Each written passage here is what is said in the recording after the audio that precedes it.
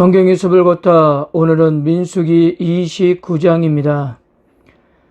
지금 민수기 28장과 29장은 이미 레위기 23장에서 언급되었던 이스라엘 백성들이 지켜야 할 절기에 대한 내용입니다. 그런데 차이가 있다면 레위기 23장은 출애굽 1세대에게 하셨던 말씀이고요. 지금 민수기 28장과 29장은 출애굽 2세대에게 주어진 말씀입니다. 부모 세대에게 하셨던 말씀이기 때문에 자녀 세대에게는 어느 정도 거리감이 있을 것입니다. 그래서 하나님은 이 절기에 대한 말씀은 과거에만 해당되는 말씀이 아니라 지금 현재를 살아가는 출애굽 2세들에게도 적용되는 말씀이고 앞으로 가나안 땅에 들어가서 살게 될 미래 세대들을 위한 말씀이라는 사실을 일깨워 주시고 계신 것입니다. 민수기 28장에서는 상번제, 안식일 제사, 초하루 제사, 유월절, 칠칠절에 대해서 말씀하였습니다. 그리고 오늘 민수기 29장에서는 나팔절, 속죄일, 초막절에 대해서 말씀하고 계십니다. 각 절기에 대한 의미는 레위기 23장을 공부할 때 계절의 상황과 각기 절기가 의미하는 내용을 자세히 정리를 했기 때문에 좀 더 레위기 23장의 영상을 좀 더 참고해 보시면 좋을 것 같습니다. 이스라엘 종교 달력에서 1년 중 가장 중요한 달은 7번째 달입니다. 오늘날 달력으로 9월에서 10월에 해당되는 이 달은 가을의 시작을 알리기도 하지만 중요한 절기들이 3개나 포함되어 있기 때문입니다. 7째 달 초하루, 즉 7월 1일에 나팔을 불어서 이 중요한 달의 시작을 알리는 날이었는데요.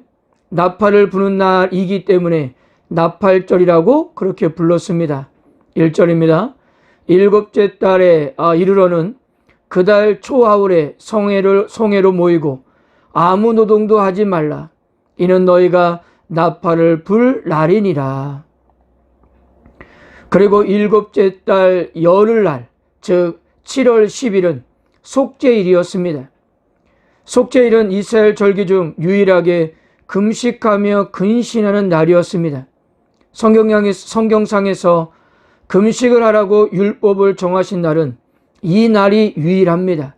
그만큼 속죄일 날만큼은 이스라엘 민족과 그들 스스로의 죄에 대한 깊은 반성과 회개를 하라는 의미였던 것입니다. 7절입니다. 7째 달 열흘날에 너희가 성회로 모일 것이요 너희의 심령을 괴롭게 하며 아무 일도 하지 말 것이니라. 또한 7째 달 15째 날, 즉 7월 15일은 초막절이었습니다. 민수기 29장에서 가장 많은 내용을 담고 있는데요. 바로 12절에서 38절까지입니다. 12절입니다. 7째 달 15째 날에는 너희가 성회로 모일 것이요 아무 일도 하지 말 것이며 이래 동안 여호와 앞에 절기를 지킬 것이니라. 초막절이라는 이름은 이 기간 동안 이스라엘 백성들이 초막 안에서 사는 것에서 비롯되었습니다. 레위기 23장 42절에서 43절입니다. 너희는 이래 동안 초막에 거주하되 이스라엘에서 난 자는 다 초막에 거주할지니 이는 내가 이스라엘 자손을 애굽 땅에서 인도하여 내던 때에 초막에 거주하게 한 줄을 너희 대대로 알게 함이니라. 나는 너희 하나님 여호와이니라. 초막을 뜻하는 히브리어 단어의 소리는 수콧인데요. 이 수콧은 이스라엘 백성들이 애굽을 떠난 후 처음 머문 곳의 이름이었습니다. 초막절이 지닌 가장 큰 의미는 하나님이 출애굽 때 베푸셨던 은혜와 이스라엘 사람들이 광야 생활을 하면서 살았던 것을 기념하는 것에 있었습니다. 이 절기는 단순히 한 해의 추수를 모두 마치고 하나님이 베풀어 주신 풍요로움에 감사하는 데만 목적을 둔 것이 아니었습니다. 물론 절기를 통해 한 해의 추수에 대한 감사를 드리는 것은 너무나도 당연한 일입니다. 그러나 초막절의 가장 중요한 목적은 노예 생활하면서 고통스러워했던 이스라엘 백성들을 애굽에서 구원해 가나안 땅으로 인도하시고 가나안에서 이렇게 좋은 추수를 누릴 수 있게 하신 하나님께 감사를 드리는 데 있는 것입니다. 그리고 이스라엘 백성들은 한 걸음 더 나아가 국가적인 위기를 맞을 때마다 출애굽의 하나님을 기념하며 다시 한번 그와 같은 하나님의 구원하시는 역사가 임할 것을 확신했던 겁니다. 과거를 기념하는 것은 하나님이 공경에 처해 있는 백성과 함께 하심의 증거가 되고 주의 백성에게 미래가 있음을 보장하는 역사적 근거가 되었던 것입니다. 사랑하는 성도 여러분, 민수기 28장과 29장의 절기 제사를 통해서 우리는 예배의 중요한 목적과 이유를 잊지 않았으면 좋겠습니다.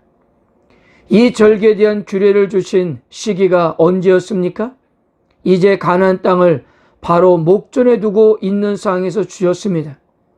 이 절기의 규례는 앞으로 하나님이 주신 가나안 땅에 들어가서 지키라고 주신 거예요. 하나님은 이 절기들, 이 제사들을 잘 지켜야만 약속의 땅을 주시겠다고 말하지 않으셨습니다. 약속의 땅에 들어가는 것은 이스라엘 백성들의 자잘못과 상관없이 하나님의 은혜로 주신 것입니다. 그들은 이 하나님의 은혜로 약속의 땅에 반드시 들어갈 것이고요. 그리고 그 약속의 땅에서 하나님이 명하신 절기를 지키게 될 것입니다. 그러므로 제사를 드리는 이유와 목적은 하나님께로부터 무엇인가를 얻어내기 위한 것이 아니라 이처럼 자신들에게 아무런 조건 없이 한량없는 은혜와 사랑을 부어주신 하나님께 대한 감사 때문인 것입니다. 자, 보세요. 이 절기에 대한 규례들은 하나님의 백성들에게만 주어진 것입니다. 불신자들이나 이방인에게 주어진 것이 아닙니다. 이미 하나님의 은혜와 사랑을 맛본 하나님의 백성들에게 주어진 거예요. 하나님께로부터 복을 받은 백성에게 주어진 것입니다. 그러므로 이 절기의 제사들은 오로지 기쁨과 감사함으로 지켜야 하는 것입니다. 예배도 마찬가지입니다. 예배의 목적과 이유 역시도 나에게 한량없는 은혜와 사랑을 베푸신 하나님 아버지께 대한 감사와 찬양을 올려드리기 위한 것입니다. 나에게 예수 그리스도라는 가장 큰 복을 베푸신 하나님의 이름을 높여드리고 영광을 올려드리는 것이 예배의 목적이요 이유인 것입니다. 사랑하는 성도 여러분, 이 예배를 통해서 나의 신앙을 점검하시기를 바랍니다. 내가 지금 하나님 앞에 어떻게 나오고 있는지, 하나님께서 나의 삶을 통해 영광을 받으시는지, 공적 예배에 대해서 너무 가볍게 여기고 있지는 않은지, 그 예배에 찬양과 감사가 넘치고 있는지를 한번 점검하시기를 축복합니다. 그 크신 하나님의 은혜 때문에 오늘날 내가 있다는 사실을 기억하면서 감사와 찬양으로 하나님을 예배하는 하루가 되시기를 주님의 이름으로 축복합니다.